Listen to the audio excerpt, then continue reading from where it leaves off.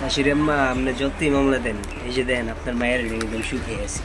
আম্মু আপনি আর মামলা টামলা দিয়ে না, আমি ওনারে নিয়ে সুখে আছি, ওনারে নিয়ে সুখে থাকতে চাই। রবীন্দ্রনাথের গান বলে ভালোবাসা কেবল অনুভূতির, কেবল হৃদয়ের গহীনের। কিন্তু এই 21 শতকে দাঁড়িয়ে সামাজিক নিয়ম আর পারিবারিক দেয়াল ভেঙে একটি নাম যদি বারবার লিখতে হয়, তবে তা কেবল আবেগ থাকে না, তা হয়ে ওঠে এক চরম লড়াই। একবার নয়, দুবার নয়, 4বার বাবা মায়ের ঘর ছেড়ে ভালোবাসার মানুষের কাছে চলে এসেছেন এক তরুণী।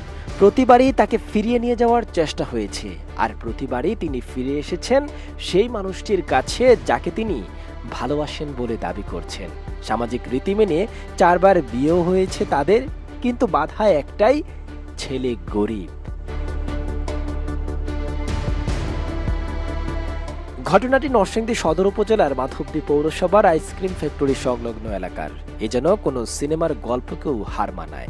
অত্র এলাকার মাকসুদা বেগমের ছেলে মোহাম্মদ মাসুদ রানা এবং মিনারা বেগমের মেয়ে মোসাম্মদ ঈশা আক্তার। ভালোবাসার অপরাধে মাসুদকে খাটতে হয়েছে জেল, সহ্য করতে হয়েছে নানা আইনি হয়রানি। কিন্তু ভালোবাসার বাঁধন এতটাই শক্ত যে পারিবারিক জোর জবরদস্তি, এমনকি মোবাইলের মাধ্যমে খালাতো ভাইয়ের সাথে বিয়ে দেওয়ার পরও প্রেমিকা ঈশা মন সঁপে দিতে পারেননি অন্য কাউকে। সুযোগ পেলেই তিনি ছুটে এসেছেন মাসুদের কাছে, তার আসল ঠিকানায়। ঈশার দাবি, তিনি প্রাপ্তবয়স্ক এবং নিজের ইচ্ছাতেই মাসুদকে ভালোবেসে বিয়ে করেছেন। তার অভিযোগ, এর আগেও বাবা মা তাকে জোর করে নিয়ে গিয়ে মাসুদ ও তার পরিবারের বিরুদ্ধে মামলা করেছেন। এবারও তাকে নিয়ে যাওয়ার জন্য শ্বশুরবাড়ির লোকজনকে ভয়ভীতি দেখানো হচ্ছে। আমি তারে ভালোবাসি, তার কাছে এই নিয়ে 4বার আসছি। আমার আম্মু 3বার জোর করে নিয়ে গেছে, 2 বছর আমার আটকায় রাখছে। আবার অন্য জায়গায় আমার খালাতো ভাইয়ের কাছে জোর করে আমার বিয়ে দিছে। আমি আমার খালাতো ভাইরে চাই না, আমি যারে চাই আমি তার কাছে চলে আসছি। আমার এখন পাপা বয়স হয়েছে, আমি তার সাথেই থাকতে চাই। মার দূর করতো, অত্যাচার করতো, তারও নিয়ে মানে জেল খাটাইছে, মারছে। আমার শ্বশুর বাড়িতে হামলা দেয়, আমার শাশুড়িকে হয়রানি করতেছে। তাদেরকে বলছে যে আমারে না নিয়ে দিলে আমারও মাইরে ফেলবে, আমার হাজবেন্ডও মাইরে ফেলবে। ঈশার ভাষ্য অনুযায়ী বাবা মায়ের বাড়িতে শান্তি না পাওয়ার কারণেই বারবার তিনি মাসুদের কাছে ফিরে আসছেন। কিন্তু গল্পের অন্য দিকও আছে। অভিযোগ রয়েছে, মেয়ের বাবা মা তাকে নিয়ে যাওয়ার পর মোবাইল ফোনের মাধ্যমে তার খালাতো ভাইয়ের সঙ্গে বিয়েও দেন, কিন্তু সেই সংসার করতে রাজি নন ঈশা। সুযোগ পেলে আবার চলে আসেন মাসুদের কাছে। অন্যদিকে মাসুদ রানার দাবি, ঈশাকে তিনি ভালোবাসেন এবং দুজনের সম্মতিতেই তাদের বিয়ে হয়েছে। তবে তার অভিযোগ, ঈশার পরিবারের পক্ষ থেকে এর আগেও তার বিরুদ্ধে মামলা করা হয়েছে এবং সেই মামলায় তাকে জেলও খাটতে হয়েছে। মিথ্যা মামলা করছে, মিথ্যা মামলা দিয়া প্রায় আপনার অনেকদিন জেলও খাটাইছে। খাটানোর পর 2 বছর প্রায় গেছে, আমি মামলা চালাইতেছি। তারপর আমি ওরা ভালোবাসি, হয় আবার আসছে আমার কাছে। আসছে পরে আমি তো আর ওরা পালাই দিব না, আমার বিয়ে করা বউ ছিল, আমি ওরা নিয়ে সংসার করবো, ওরা নিয়ে আবার আসছি।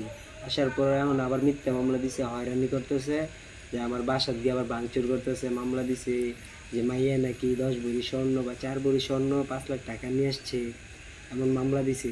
তো আমরা এমন কিছুই আনি নাই, সব কিছু মিথ্যা মামলা। আমরা তো এতটুকুই চাই, একজন আরেকজনের সাথে থাকতে চাই, এত বেশি আর কিছুই চাই। আর মাসুদের মা বলছেন, স্বামীহীন এই নারী ছেলের ভালোবাসাকে মেনে নিয়েই ঈশাকে ঘরে তুলেছেন। কিন্তু তার অভিযোগ, মেয়ের পরিবার মামলা দিয়ে তাদের হয়রানি করেছে। ওরা আমার সাথে আমার উপরে, আমার ছেলের উপরে এই পর্যন্ত অনেক মামলা দিছে। এই মেয়ে আইসা পরে বারে বারে মিথ্যা কথা বললে মিথ্যা মামলা অনেক দিছে। অপহরণের মামলা, নারী শিশু অপহরণের মামলা দিছে। মেয়ে আয়ে আমি প্রতিবার ওই মাইনা নেই আমার ছেলের দিকে তাকায় যে না, হেরা ভালো থাকুক, হেরা ভালো থাকলে আমি ভালো। একদিকে একজন তরুণীর দাবি, তিনি নিজের জীবন সঙ্গী নিজেই বেছে নিয়েছেন। অন্যদিকে পরিবারের দাবি, মেয়েকে তারা ভুল পথে যেতে দিবে না। প্রশ্ন উঠেছে, একজন প্রাপ্তবয়স্ক নারী নিজের জীবন সঙ্গী বেছে নেওয়ার অধিকার রাখেন কিনা, আর যদি রাখেন তাহলে পরিবারের আপত্তির সীমা কোথায়। আবার একই সঙ্গে প্রশ্ন, এই বিষয়গুলো আইনগতভাবে বৈধ কিনা, তরুণীর বয়স কত, বিয়ের সময় তার স্বাধীন সম্মতি ছিল কিনা, এবং তার বিরুদ্ধে বা প্রেমিকের বিরুদ্ধে কোনো মামলা হয়ে থাকলে সেগুলোর প্রকৃত ভিত্তি কি। কারণ ভালোবাসার গল্প যতটা আবেগের, বিয়ের বৈধতা ও ব্যক্তির নিরাপত্তার বিষয়টি ততটাই আইনের। চারবার ঘর ছাড়া এই তরুণীর গল্প তাই শুধু প্রেমিক প্রেমিকার গল্প নয়, এটি পরিবার বনাম ব্যক্তি স্বাধীনতা, ভালোবাসা বনাম সামাজিক বাস্তবতা এবং আবেগের সঙ্গে আইনের সংঘাতেরও এক জটিল চিত্র। শেষ পর্যন্ত ঈশায় কোথায় থাকবেন, মাসুদের সঙ্গেই নাকি বাবা মায়ের ঘরে? সিদ্ধান্তটি যদি সত্যিই তার নিজের হয় তাহলে সেই সিদ্ধান্তের নিরাপত্তা, বৈধতা এবং স্বাধীনতাই এখন সবচেয়ে বড় প্রশ্ন। শাওন আহমেদ সাদ, ভিশন 24।